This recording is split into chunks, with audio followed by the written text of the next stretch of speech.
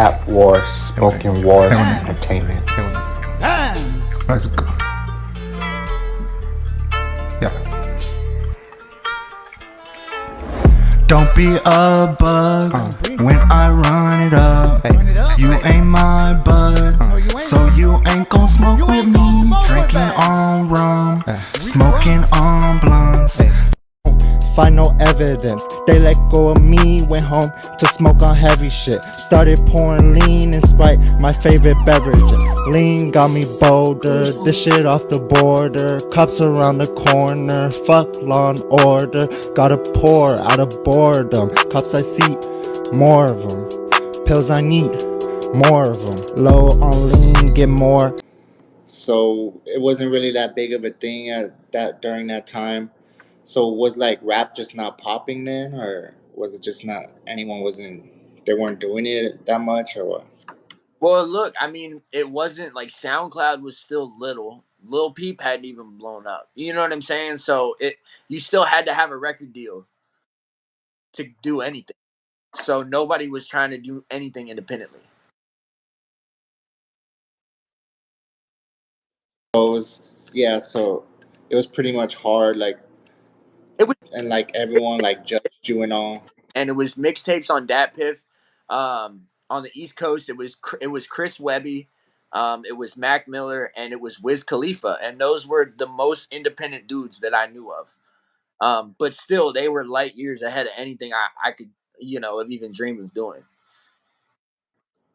Right. So like, At, at all right. And did you end up like following the same?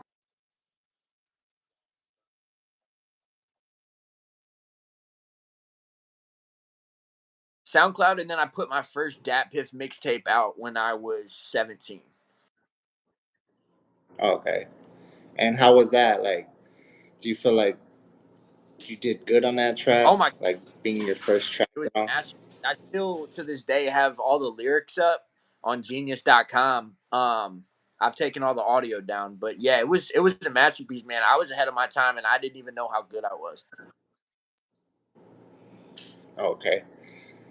So you always like just loved music, loved being around it, and what made you like want to keep pursuing it?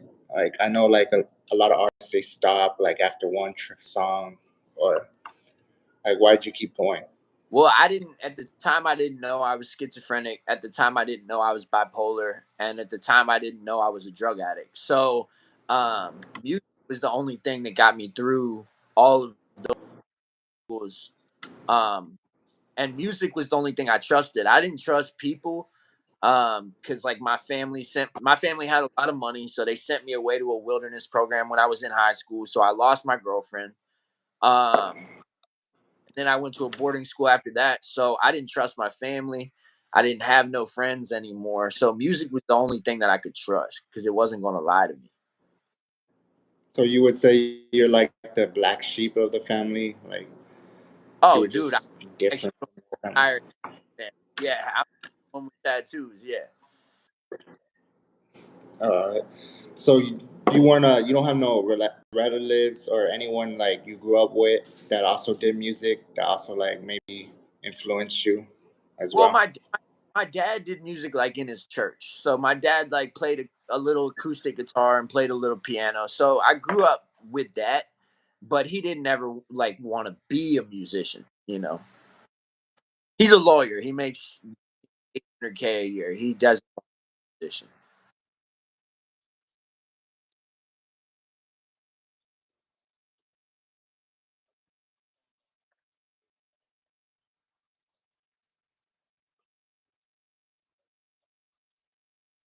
I think the three biggest times was 2017, 2018, 2019, and then 2021.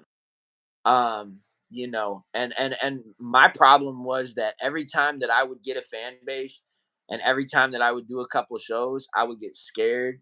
And so I would just delete all my music off the internet.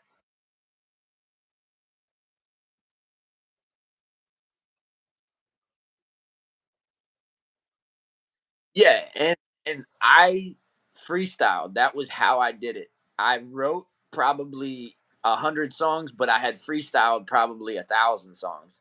So people would try to coach me and try to say, "Hey, man, you should write more. You should write more." And I'd say, "Nah, man, fuck that. I freestyle." Nowadays, I pretty much write all my shit, and my shit's now very refined and very dope because of that. I'm now getting back into freestyling, but not going on long rants, just doing, a couple lines at a time, finding the shit that sounds good, keeping that, and not going on a tangent. Right. So you would just be off the dome like some Juice World type Yeah. stuff, just freestyle. Dude, I was doing everything from smoking weed to drinking to sniffing coke to smoking meth to fucking shooting dope. I was doing anything and everything to get as high as I could to say the craziest shit on a microphone. Do you feel like that helped you, like, with your lyrics and made you more creative doing all those drugs? Yeah, it definitely did, but getting off of all those drugs also made me a better musician. Oh, okay. So when did you start becoming like sober?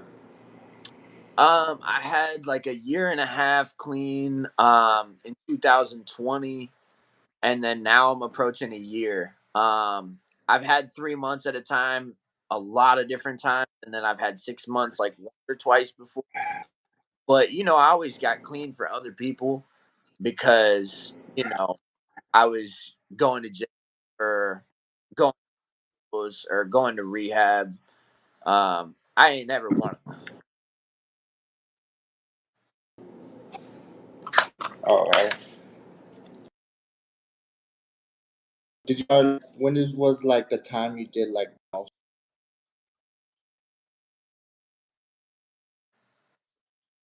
like experimenting, Um, just fucking around, adulthood? You just yeah, I mean, I got really scientific with it later on, like even last year, 2023, there was a while where I was like microdosing ketamine, in a very structured way, and I was like cranking out mixtapes, and I would just do a little bit of K, and I would just fucking put out 6 songs a day. You know what I mean? And and would you even like remember that, like oh putting out those songs? Because I know yeah, well, it just like like fucks you up. microdose it. So I would do small amounts. Oh, okay. Yeah, I would do like just enough ketamine, maybe a little coke, maybe a little Adderall, maybe a little ecstasy, but just a little bit of ketamine just to put me in that mindset of positivity. And for whatever reason, as long as I could create. If I did too much, I was fucking useless.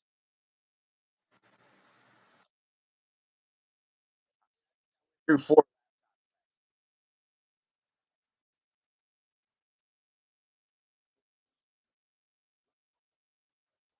Content like making putting this on TikTok, Instagram accounts.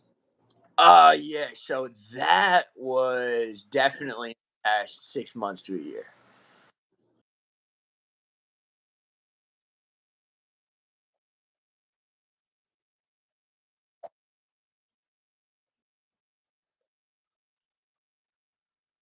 Yeah, so my buddy, I have a friend who has like a car rental business with his wife, and she did like my stickers and my banner. She's done some of my merch.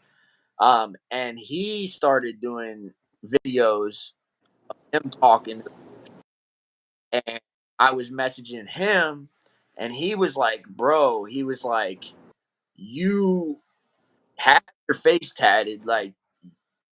You should just take videos of yourself and put yourself out there more because people gonna remember you.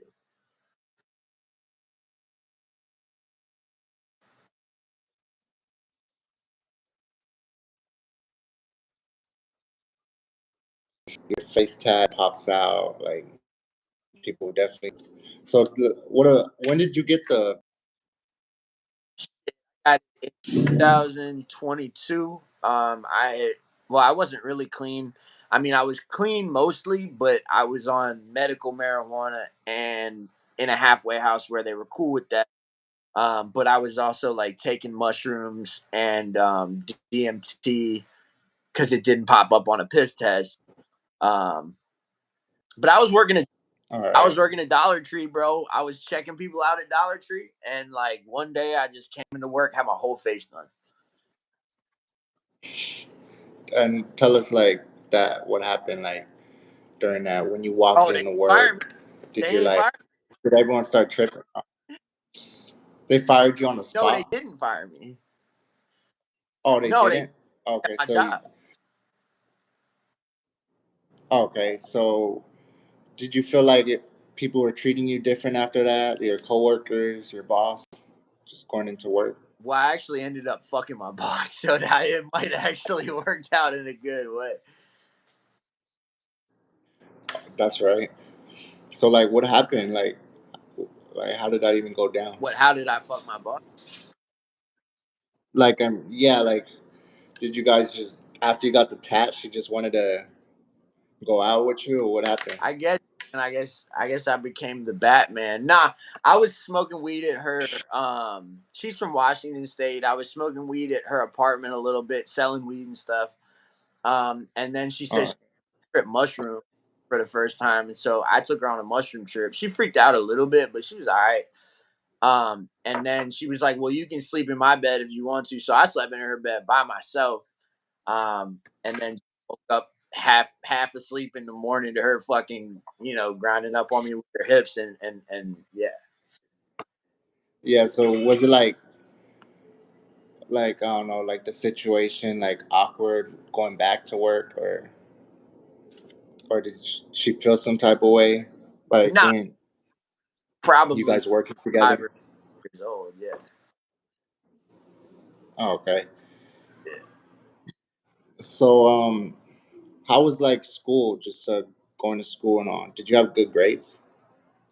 yeah. I crushed it for a long time, so I started smoking weed and realized that school was fucking pointless. And why you were just not into it, like the Well, whole I just subjects to that? fuck AP calculus was gonna help me fucking work at McDonald's. Yeah. So you were just like, fuck yeah, I don't want to do school no more. Well, I started skipping school a shit ton. I mean, I technically have a diploma, but I don't even really identify with the diploma if that's even a thing. Because I got pulled out of school in fucking 10th grade and sent to goddamn North Carolina for 3 fucking months in a wilderness program where they take your shoes at night and shit. You don't shower for 3 fucking months.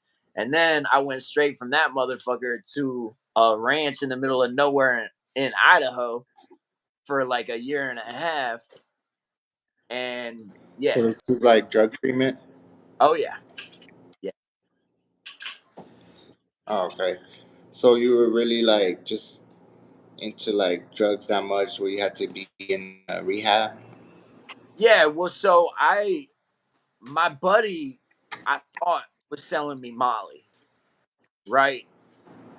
But he was actually selling me fucking purple fucking heroin from Baltimore to support his habit, which I didn't know it was fucking heroin. Uh, no, it was heroin. Like, Told me it was Molly.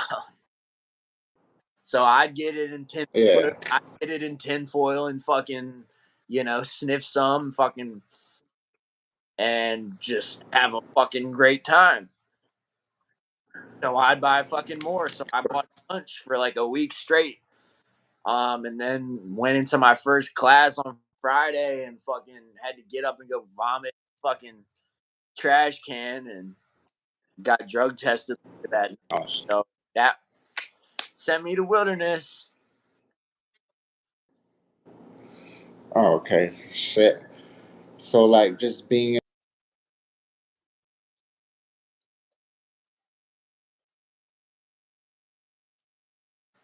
Um, did it help me at all? That's a good question, bro. I don't think so because it just prolonged the inevitable. Which the inevitable was I was gonna have to get a job and try to fucking live on my own. And the only that I had was selling fucking weed. So that's when So I you were that was all I was fucking good at, was fucking selling chronic. Like when I got $500, my first check on the ranch, because my parents didn't let me come home to Virginia because I brought weed back to Idaho with me from my home visit. You got 2 home visits. The first one I lost my virginity, damn. and second one I brought weed back. And when I had $500, I found a fucking spot on Craigslist and I moved off that fucking ranch as soon as fucking possible. $250, boom. Had a room in this fucking house I found on Craigslist. Hung out with a lot of people playing in metal bands, playing in funk bands. I would freestyle. I was selling weed. Yeah. Okay, so you're just doing it on your own, pretty much, The only like no I help went to from a anyone. job interview at like a fucking bagel shop across the street, but I wasn't from there. I looked weird. They didn't give me the job. It's, yeah, I seen on one of your content. You were talking about that. You said that one of your jobs pays you like 12 an hour. You're like, I gotta go to this bullshit job. You were like just Oh making a yeah, that's land. right now. I was there this morning. That's Cricket Wireless, man. Fuck those motherfuckers. They made $1.9 billion last. And they're paying you guys like shit. My other job is at the Dollar Tree. I make 14 right there. I have 2 jobs. I'm still dead broke. It's gotta hustle. Huh? Yep. So, like, why the Batman symbol though? Man, the Joker was so sick in the Dark Knight, bro. That motherfucker died over that shit. I was like, yo, that goes hard as a bitch. And Kodak Black had the fucking, Kodak Black got the little vulture or bird, like right. Right there. Yeah. So I was like, bro, that shit is hard. And all right. And like when you got it though, did like the tattoo artist like did he like refuse to do it at first, or was he like, oh, let's go, let's get this in? Was there any hesitation?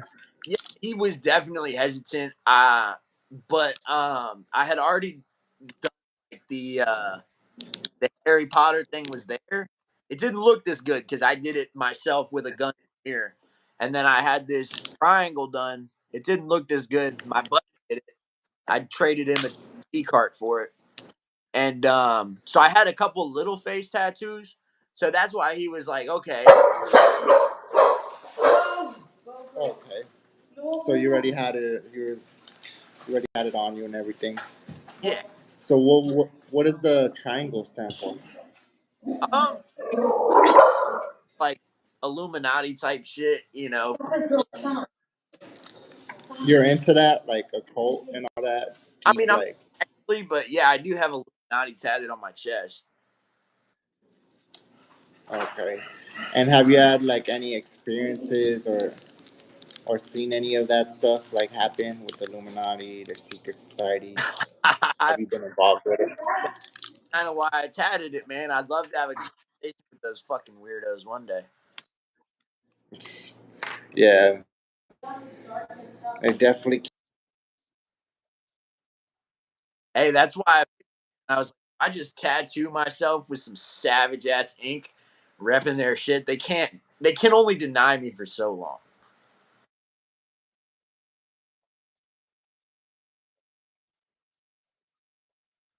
Yeah, better come in like those hooded robes and shit.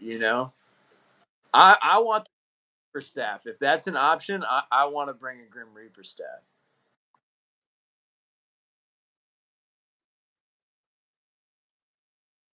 Bro, I'll sacrifice Elon Musk. Let's go. I'll cut that live television, dude. Fucking, I'll be like, rest in peace, Saddam Hussein. Swing.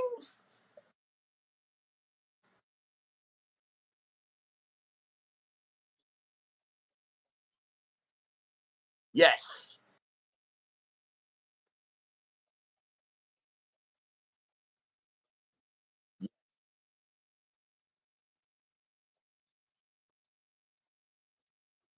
Yep.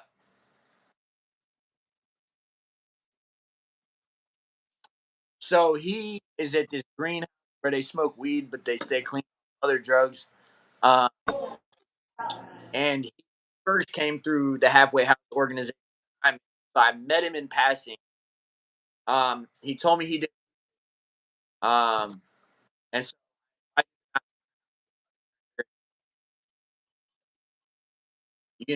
I made the. I said I invited him to come out the record.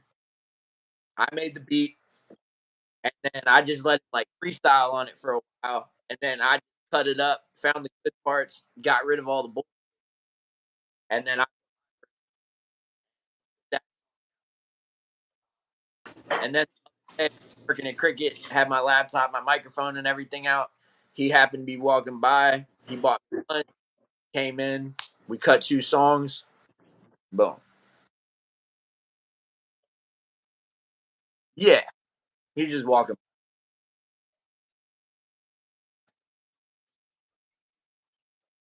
Yes, I think this is like my 4th laptop in a year. I just keep a USB on me, pop up anywhere I'm at, and record shit. I don't give a fuck.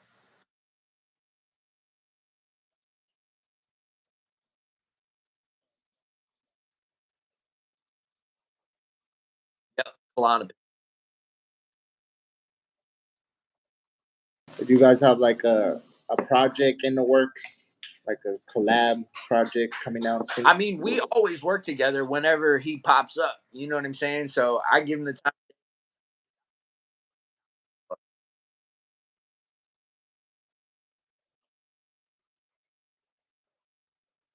Appreciate it, man.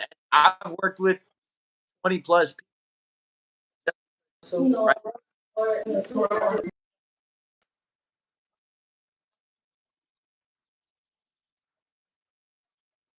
Music and song you recently dropped.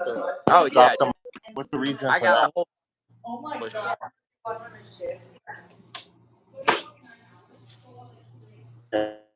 Reason for you like dropping like all these projects like recently on YouTube? Sorry, what'd you say? What was the reason for you dropping all these projects on YouTube so recently? Well, I mean, I just stay putting content out. So whether it's just me talking to the camera or me dropping a bunch of songs that I've got up my sleeve, I stay putting content out because I'm a firm believer that it might not blow up right now, but eventually it'll blow up. Right. So what Yeah. I say, a month from now, maybe nobody sees it. A year from now, maybe nobody sees it. But 10 years from now, motherfuckers gonna dig for that shit. Right. Yeah, you got a lot of music. You dropped another project. I think or the song. You dropped a song called "Drip." The beat Yeah. to that was hard. Yes. Thank you. Who made that beat? I'd have to go fucking look it up. Huh? I'd have to go look it up. I get all my shit off BeatStars. Oh, okay. So it'd be like I other I make, people's beats, or what's up? there'll be other people's beats you use, or that you get connected with. Yeah. Oh, okay. And do you have like a specific like producer or anyone that you really like to work with, or you work with a lot? Um. Honestly, no, because my writing evolves over time. So, like somebody that I worked with a long time ago, I might not be able to work with anymore because their style is going to stay the same, but my style not going to stay the same. That's That's right. why I am like always working.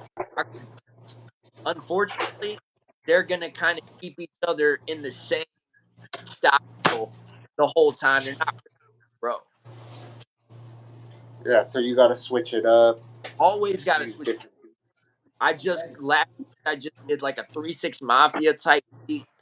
And then I did like a haunted like piano violin type trap beat. Oh, okay. So you're like really versatile, and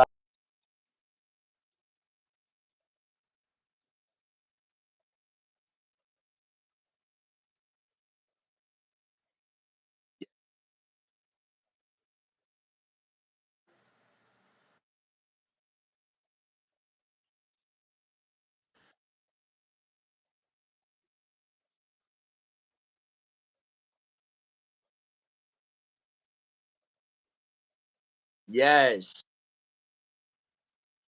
dude. There's okay. So that was in 2017. I was in Denver, um, with this dude from there, and then this girl from San Diego, and like Denver. I don't know if you know, but they got the best weed. Period. compared to They Los got Angeles, weed. Cali. Period. Because it's all Okay. rich college kids growing indoor pot. So Oh the shit. quality is through the roof and the price is low as fuck. So, dude, we were paying $40 for a quarter ounce of this weed called otter that was like just the most fucking insane shit.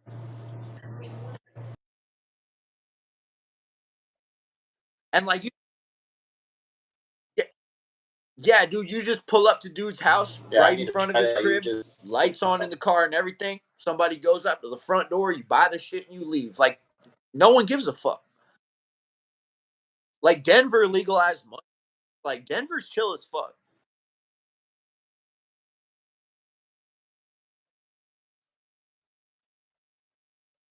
yeah, that song was definitely a vibe. It was catchy too. Appreciate it. Yeah, I think I recorded that in 2022.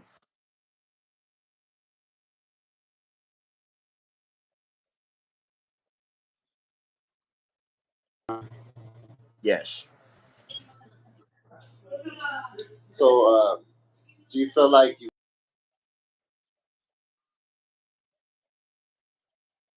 Yeah, my advice for anybody, even the people who are trash at it, I was once trash at it. So I tell everybody just don't quit. That's the one thing, just don't quit. Just keep going. And like when you were first like coming up though, did you have like a lot of people like hating or just a lot of like bad? Oh yeah, like I said, started rapping when it wasn't cool to rap. Like before all this Instagram shit, before TikTok, before any of that shit. And like I lost all my friends. No one wanted to hang out with me because they were like, he's gonna be a dropout. He's a fucking loser. He wants to be a rapper. He's doing drugs. Fuck that guy. And was this before that? Yes. Oh my god. I didn't get tatted till I was 6 years into music.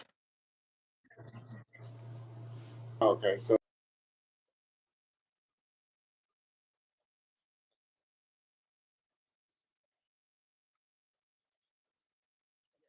but then to, Yeah. Exactly. And that's why now the people that are coming up don't want to fuck with me because I've been here.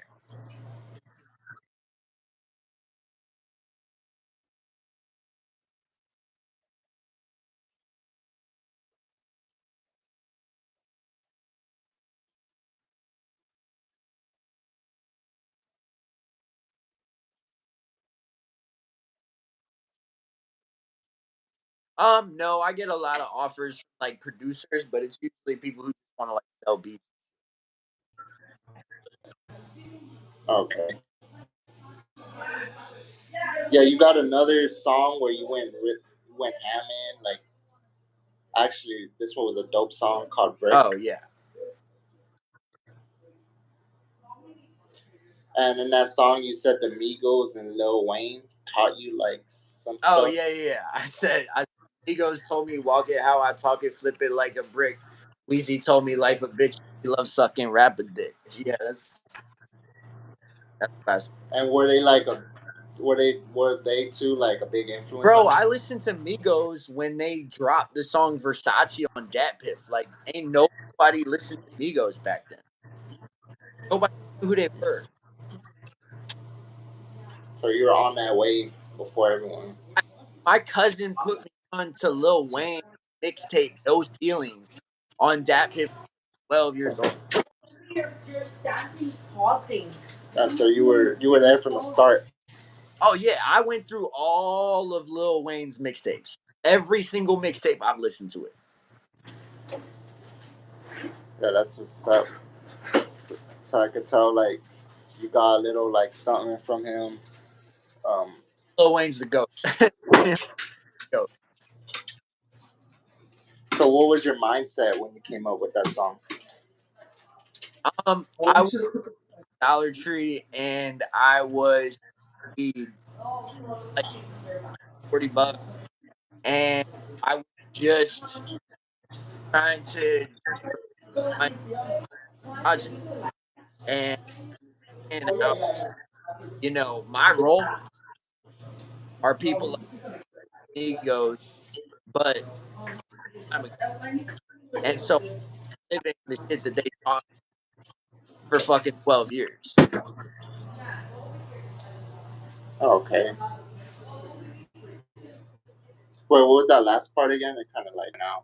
Oh no, you're good. I'm just saying I've been living the stuff they've been teaching for like 12 years, you know? And the result is this. Like it doesn't people think that rap is like you're going to become a millionaire, like you're going to have all these cars and clothes. Like that's not how it is, man. Like rap is hard. Rap is a lot of hard work, a lot of rejection, a lot of not understanding you, a lot of alone time, not a lot of relationships, and constantly trying to chase a better version of yourself. So you're never satisfied. You're always, if you cut a if you're a real rapper or you're a real artist in general, you're gonna make a song, and as soon as you're done with the song, the first thing you think is gonna be, "Damn, I could do so much better than that." Yeah, so you're always just working progress. Always want to like top your next. Yeah, you become a fucking workaholic, and it becomes an addiction in and of itself to where you just never quit. But that's why I tell people keep going, don't quit, keep making content because if you get to a point where you put out an album and you're like, "Yo, I'm done. That's it. That's the greatest thing I ever done," man, you not only robbing everybody else of something great that you could, but you're robbing yourself of trying to push yourself to be a better person. Right. There's always you always could put more effort in it. You can put out more creation, all that. Yeah. So while you were like on your like doing drugs and all, and the period of time you were doing, did you end up like getting locked up at some point? Yes, I've been locked up in West Virginia, Virginia, and California. And tell us like the first time you got locked up, like how did that go down? Oh my god, dude, they put me in a fucking suicide vest. And, like pissing myself, like having a fucking psychotic break. They fucking strapped me down to this chair for like 5 hours. Um, it was, Damn. So they had you like just strapped in for your whole body and like a damn. Why was that? Were you trying to hurt people or hurt yourself? Or...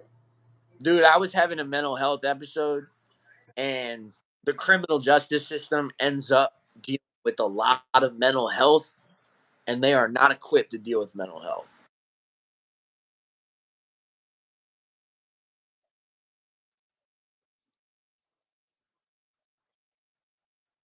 Well, yeah, I needed to. I needed to be on psych meds.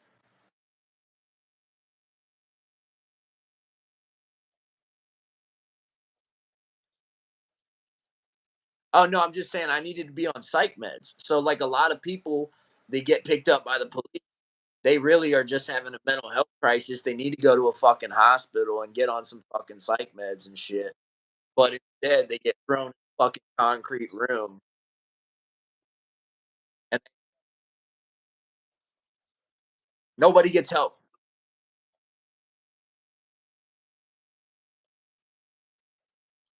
Nope.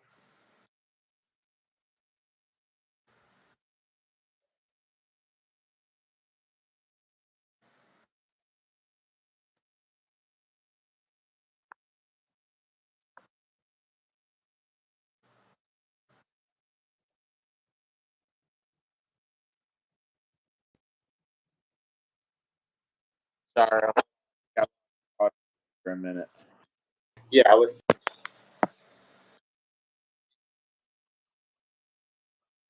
going on in Richmond. I got this moment. Dude, I have a picture from this morning when I was walking to work through the parking lot of a fucking gas station, and there's literally a fucking homeless dude passed out on the curb, fucking just laying there, covered in fucking mud and shit, asleep at like 9 in the morning when the sun's out. Yeah, it's fucking horrible. And is that because of the fentanyl? Like just getting Well, no, distributed over there? calls they want people to fucking die.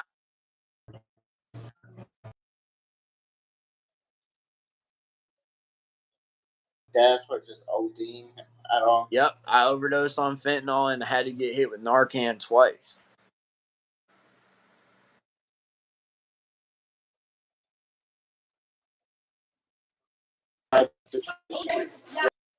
Nope, I was in an apartment. I was in an apartment in Richmond, fucking banging dope. You were what were you on? I was, like I said, I was shooting fentanyl. Or you did, or were you unaware? Oh no, I knew exactly what I was doing. So did you know that like, oh, if I Yeah, I mean, on some level I knew that, but it also felt amazing. okay.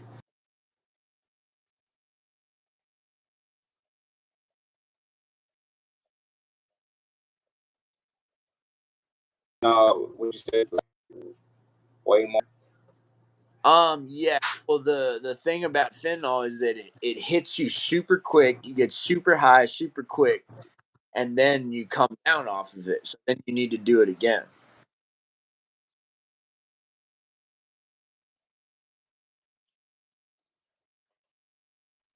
Well, that's why it's really easy. Like you get high, but then as soon as you come high again, like, Okay. And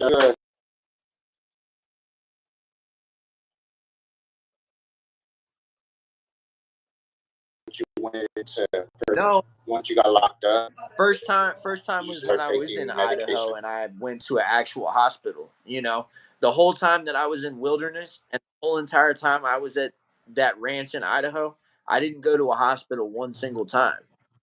I didn't get to go get put on psych meds a single time. That wasn't an option. So almost 2 years right there where I could have just for a couple weeks gone to some doctors and got some psych meds. And in a month had a solution. Fucking dragged out for 2 years because my parents had money.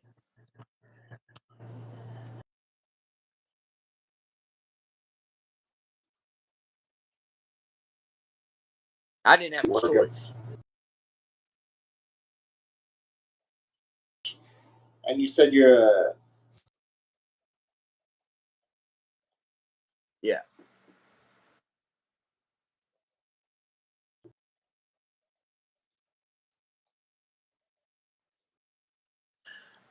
Yeah, I mean it's always been there, but the more I got into drugs, the more crazy that it got. okay. And how are you like coping with it now? You know. Oh, I've been on the same meds now for like 3 years.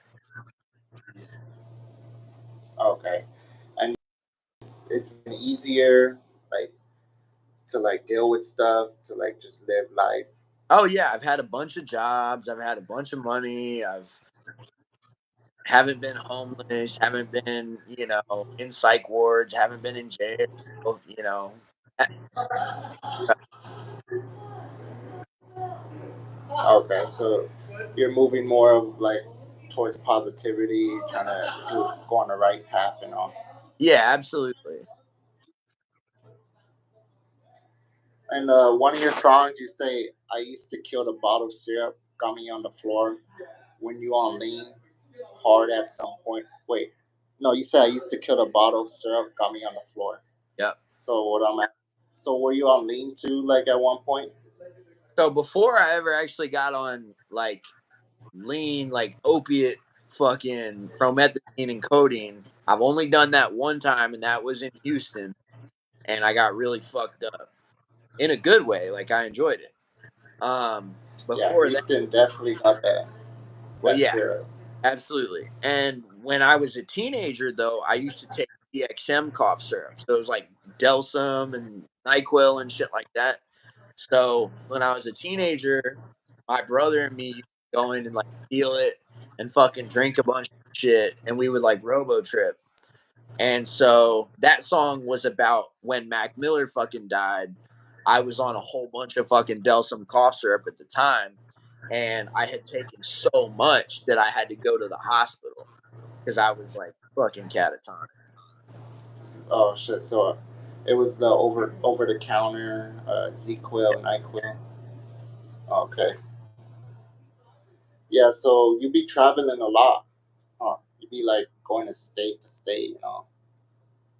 and like right now, do you be traveling like to other states to like promote your music, or do you just stay in one spot? Now I'm pretty much in one spot at this point. And do you have like any like future plans to like go to different venues inside your city, outside? Man, I'm going wherever I get offers. Okay. And what was your recent venue you've been to? Um, Last thing I really did was I just DJ'd a pool party, but it wasn't really like a rap show or anything like that. I just played a bunch of music for like 6 hours with my turntable.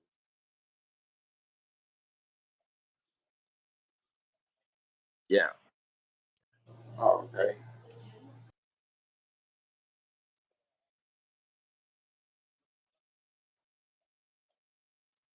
What's up?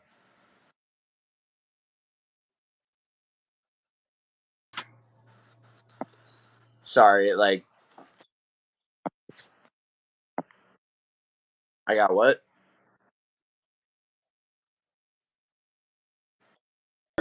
Chen Dog is. Oh, what Chem Dog? Oh, Chem Dog is just a strain of weed. Yeah. Oh, okay. In Los Angeles? So, there. Have I been to Cali? Yeah, I've been to 3 different times. Um, and the last time I was there, I was homeless and went up and down the whole state. Got strung out on meth. Did a bunch of heroin. Um, Smoked a ton of weed. Got arrested. Shit beat out of me by police many times. Yeah,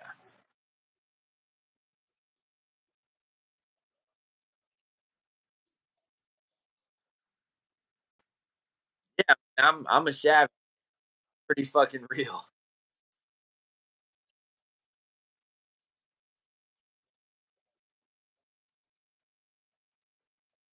5 years from now, like where do you see your music at? And Shit, right now, I hope I'm still a girl. The one that was painting her toenails earlier. Uh, and I don't know, man. I hope I get to perform and I hope some people get to hear my story because I think that there's a lot of people out there who have a story like mine and who will never get a chance to tell it because they are a part of society that everyone else in society will fuck about. Because rather have people like me put in fucking jail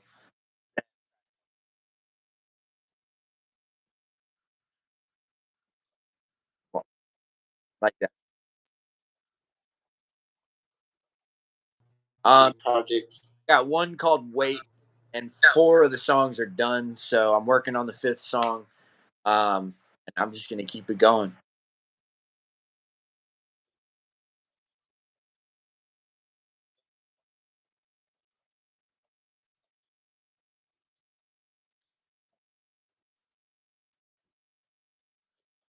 Yeah, man. My Instagram's the easiest way. Because then that'll give you my YouTube link. Um, Choco Bottom Boys, all one word. The reason I called that is because there's an area of Richmond called Choco Bottom. And it's actually where they used to buy and sell and trade slaves back in the day. Because Virginia got. Um, but I spell it with a dollar sign at the beginning and a dollar sign at the end, like suicide. Shout out Suicide Boys. So, yeah, Shackle Bottom Boys, Spotify, Tidal, Apple Music, all,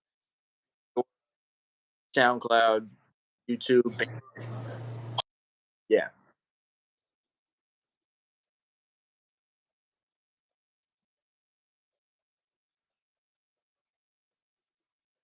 that you want to give to the people? Man, it ain't gonna be easy, but if you quit, you'll never get there. So you might as well just keep trying. If you try enough times, you'll fucking succeed. Yeah, you already know. Yeah, All right, this was our interview, Spoken Wars, Rap Wars. It was nice having you on here. We for sure gonna run it back. And y'all tap in. Make sure to get your merch, spokenwars.com. Go grab your shirt, pants. We got all that. And we out of here. peace. Later.